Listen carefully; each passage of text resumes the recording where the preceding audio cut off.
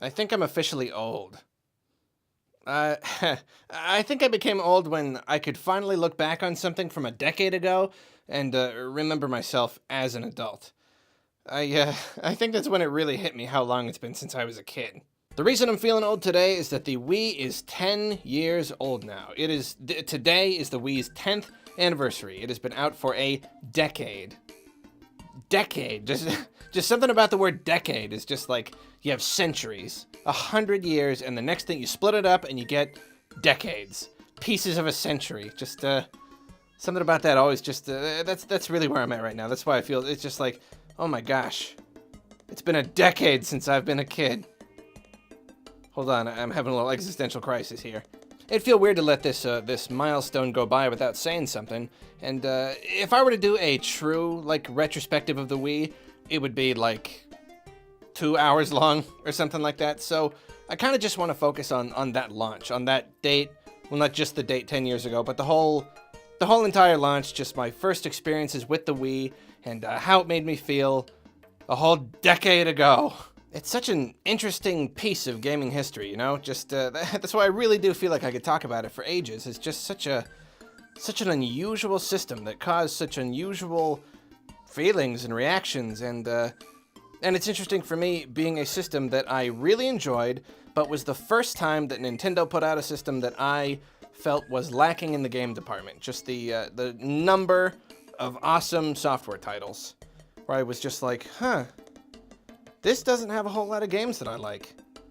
But here I am, going off a rabbit trail, so that's why I just want to talk about when it first came out. At the time I was working at Game Crazy, which, back when Game Crazy was a thing, still, it's not anymore. But it was my first job out of high school, which was super cool, getting a job at a game store, pretty much a dream come true. And I feel like it was, I want to say it was like a couple weeks before launch. It might have been a few days or something, but I want to say it was a good while. The store got its demo unit, and I didn't work that day, but I opened the next day. So I remember coming in, unlocking the door, and I just stepped into the store and I looked over at the counter, and I just saw it there, and I just stopped. Just my heart skipped a beat in my chest, and I just I was just instantly in love. I just saw it over there, and I just paused, and I was just like, oh, my heart, the Wii is here. It was such an immensely joyous moment. I walked up to it with what I can only describe as awe-filled reverence, and I took the Wii remote and I picked it up and I felt its weight in my hands, and I remember being like, whoa, this is just a little bit different than I anticipated, or maybe a little smaller, or bigger, something. I don't even remember. It was just taking it all in, just being like, whoa, just mesmerized. The Wii, just like in a trance. I'm sure that was the most difficult and distracted day of any job I've ever had to work in my entire life, because just the whole time, because it was a job, and I had to keep working and stuff, even though there was a Wii over on the counter. And, okay, I'm sure I played with it as much as I could, but, anytime there was a customer, work to do, that kind of stuff, the whole time I'm just typing at the keyboard, putting in info, looking up stuff, and just... Everyone wanted to try it out, though. Everyone over at the Connected Hollywood Video, and just all the customers and everything, everyone wanted to try it out. It really was a phenomenon, It was there were so many crummy games that released, that launched with the game, and no one cared how crummy they were. We all just wanted to get our hands on it. Just the very idea of motion-controlled gaming at the time was just so novel. And it's so funny that now, 10 years later, it's just I think most people are pretty done. I know I am. There's a few games Resident Evil 4. I vastly prefer the pointer controls. Pikmin 3 is just so much better with the pointer. I love it. But as a whole, just the idea of shaking a thing to make a game do a thing is just I'm pretty done with that. I just want fun games now. But back then, we were just playing everything and loving every second of it. Red Steel. Remember that game? That game was terrible. That game was awful. And we loved it. We're just like, oh my gosh, you can point the thing and it makes the gun point and you turn it and the sword turns. Wow, my gosh, that game was awful. But I remember this one girl came in and she just like played through the whole game. She spent just like hours in the store and just played the entire thing. Excite Truck, again, just a regular, plain old simple racing game. But the fact that you turn the Wii remote to turn the thing and then you shake it to boost up a hill or whatever, like we were just having a blast with it. We could not get our hands off of it. Rayman, Raving Rabbids, that's another one that was just probably mediocre at best. I don't know, I haven't played it in a long time, but my memories of it are being just like, yeah, okay, but motion controls, this is amazing. My gosh, like we'd play anything as long as you could just shake the Wii remote to make it go. Now, of course, there were plenty of awesome games, though, mainly the Nintendo ones. Wii Sports, for instance. Oh my gosh, we probably spent... I'm glad the company's gone because there's no one to be mad at me. We probably spent entire shifts playing baseball. Like, just so many hours just playing Hey, with the customers, we were selling stuff, but yeah, just trying to find the best way to whip our wrists to make the ball go faster, and over and over and over again, just throw the ball, swing the bat. Whoa, you got a home run. Throw the ball, swing the bat. Oh, that was cool. Just forever, just for hours. And there was this one guy, he was a customer, and he was playing with us. We're all just looking up at the tiny crummy TV up in the corner, and the guy is up for the pitch, and he reels back and he just chucks it like a madman, and he was wearing the Wii remote strap, but that was back before they made the new one, and he threw it and it snapped off and it just slammed into the ground. Just imagine a young, strong-looking man just throwing a Wii remote at the ground as hard as he possibly could, and it just snapped off and just went boom and crashed onto the floor. And that guy was out of there in a flash. It was just like, oh, I gotta go. It just kind of like went, just like the door was a black hole and it just kind of sucked him out. And I don't think we ever saw him again. He wanted to leave before anyone could make him pay for anything. But the funny thing is, Wii remote, totally fine. Like, totally fine. Nintendo, they make them like no one else makes them, I tell ya. Let's get into the real meat of it though. Twilight Princess. This is my mind, and it's going boom. Like, that game just destroyed my brain. Just how amazing it was at the time. And you all know I love Twilight Princess.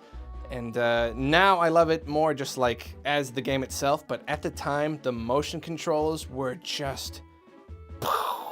It's like those controls were, for the most part, so tacked on. Like, just swinging the Wii remote to just basically make the game hit the B button to swing the sword.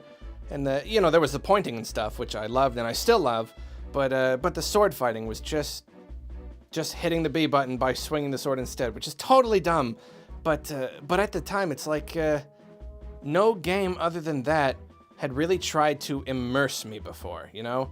Like, the best I'd had was like playing the bongos on the Donkey Kong games or something. But Twilight Princess, just the fact that I was moving my body and it was putting inputs into the game, that just sucked me in so hard. Like, I think just combined with the fact that it was such a cool Zelda and the graphics were so cool, and just, I don't know, like, I have never been so immersed in a game in my life, and I doubt I ever will. Maybe someday when VR gets really, really, really big or something, or I don't know, maybe just when I try VR for the first time, but since then, nothing has come as close. Just for putting myself, my own emotions, just into the game. I remember my roommates went out of town for a few days, and I also just, by an awesome coincidence, didn't have to work or go to school for a few days, and I just spent days playing Twilight Princess. Literally just days, as in like 24 hours is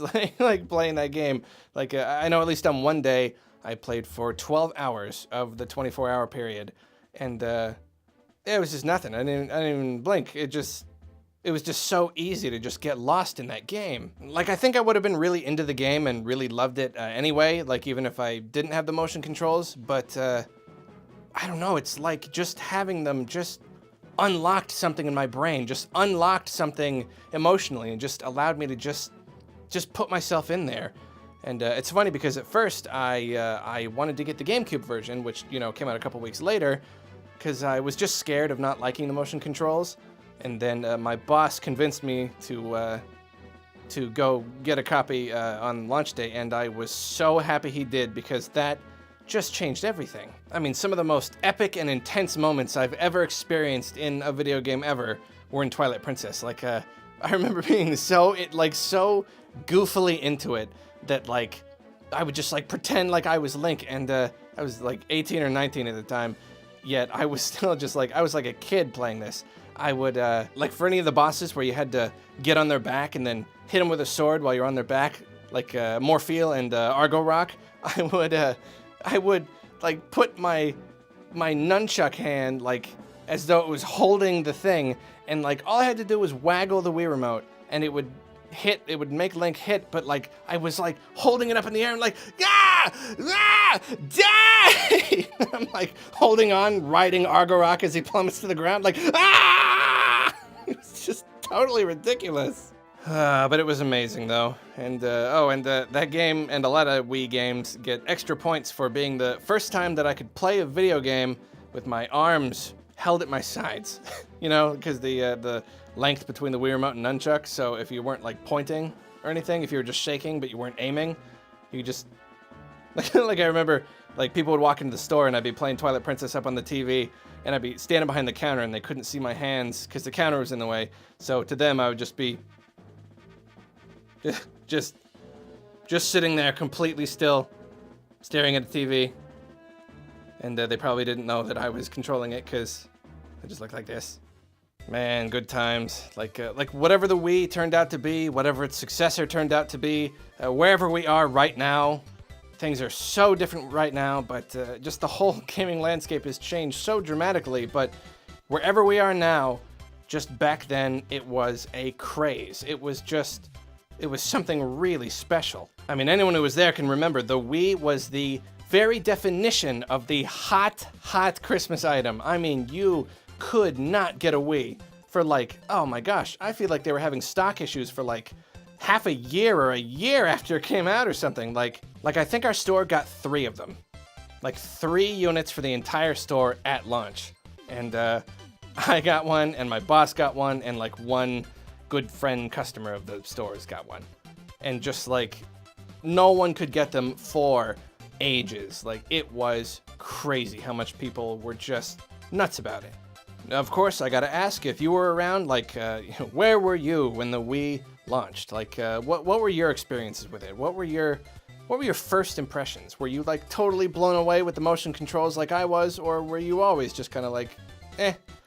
You know, like, where were you at? What did you get to get one semi close to launch, or were you one of those people just waiting for months? So that's all I really wanted to say. I know I've been laying on the nostalgia talk pretty heavy recently, but this seemed like a pretty fitting time to do a little bit more, to take you down a little trip down memory lane and talk about the good old Wii. Good times. So the next time I see you, it'll be for the GameCube's 15th anniversary. I've got a whole big thing lined up. It's going to be a grand event, even bigger than this video. It's going to be super cool. And yeah, I'll see you there. What's that? I missed the GameCube's 15th anniversary?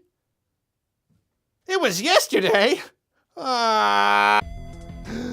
This video was brought to you by my top patrons and close personal friends, Ben, Burgle, Dr. Ruskotnik, Frood Jackal, Heroic Teddy, Jeremy Sider, Seth Reish, Stealth Dad and his son Kaden. How you doing today, Kaden? Zakanuva, Zoag, and Zanjo. Remember, if you head to my Patreon page, you can get behind-the-scenes info on what I'm working on, and even chat with me and your fellow patrons for as little as $1 a month. See you next time!